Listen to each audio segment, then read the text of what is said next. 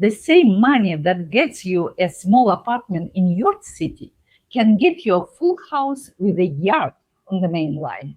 That's the shift most people don't fully believe until they see it. I work with buyers and sellers across the Philadelphia suburbs. And in this video, I'll compare Wayne, Bryn Mawr, and Malvern so you know what your budget really does out here. I'm Mila, and if you're considering buying or selling, there is a phone number below. Call or text me. Also, grab my free relocation guide for more information.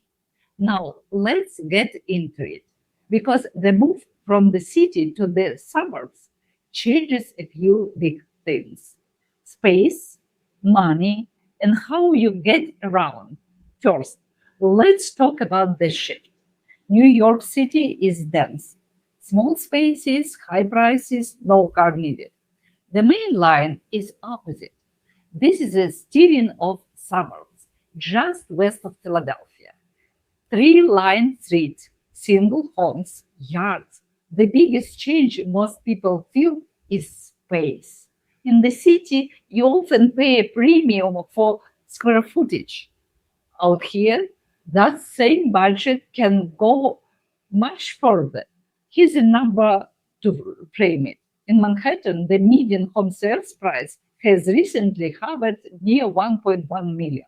On the main line, the same budget can often buy a detached house with multiple bedrooms and a backyard. I'm not saying the main line is cheap. It isn't. But you tend to get a very different kind of home for the money.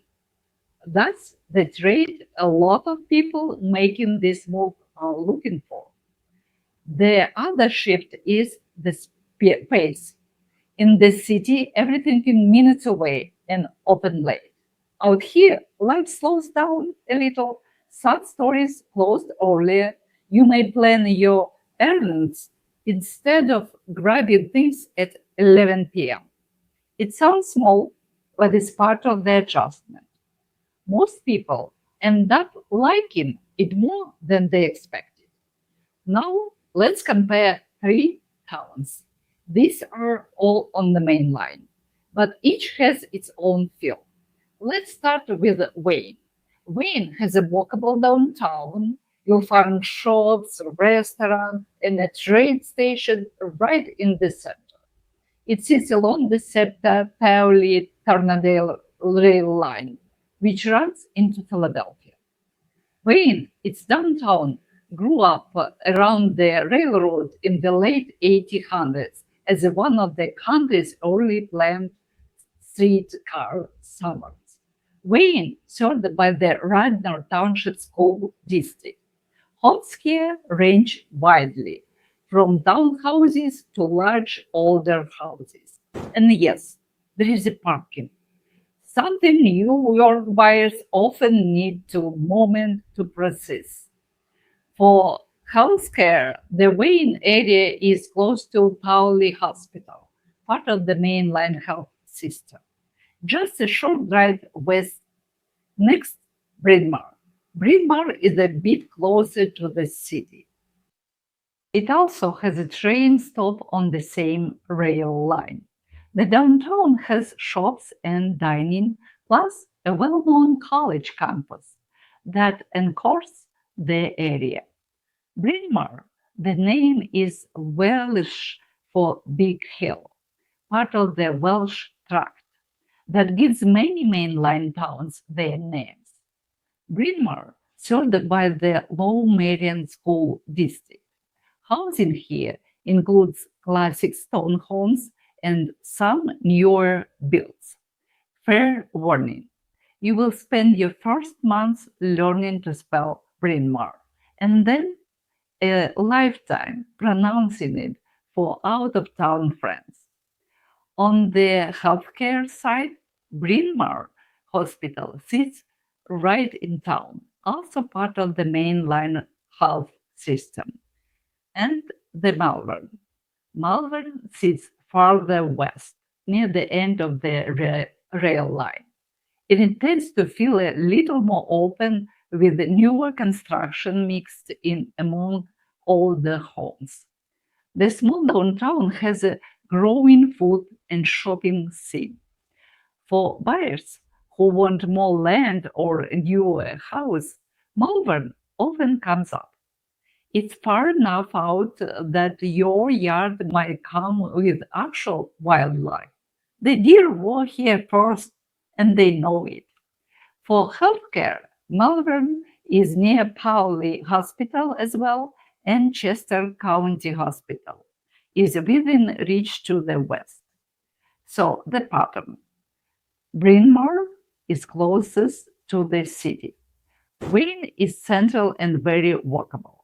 Malvern gives you a bit more room. Which one fits depends on what you value most. Let's talk about the things that shape your day. First, the commute. All three towns sit on the SEPTA regional rail line into Philadelphia. That's the train. From Center City, Philadelphia, you can connect onward. Malvern, home to a large historic battlefield site from the Revolutionary War era, now open space. If you keep a hybrid schedule, the train matters more than you'd think. If you drive, you've got Route 30, Route 202, and I-476 nearby. That gives you options for getting around the region. And here's the part New York buyers love: you actually own a car and park it for free at your own home. No alternative side parking, no moving the car twice a week. That alone wins people over. Malvern, Great Valley School District. Now, a big one for New York City buyers: property taxes. Coming from the city, the way taxes work here can feel different. In Pennsylvania, you pay local property taxes based on your home's assessed value. These vary by township and school district. My advice: always look at the full monthly cost, not just the price. Tax is a part of that. I help my buyers run those numbers before they fall in love with the house. In daily life, you trade the city energy for quieter streets, parks, and more space. There are farmers market, local parks, and small downtowns you can walk to. The loudest thing outside your window may become a lawnmower. It's a different rhythm. For many people making this move, that's the whole point. So here's the short version.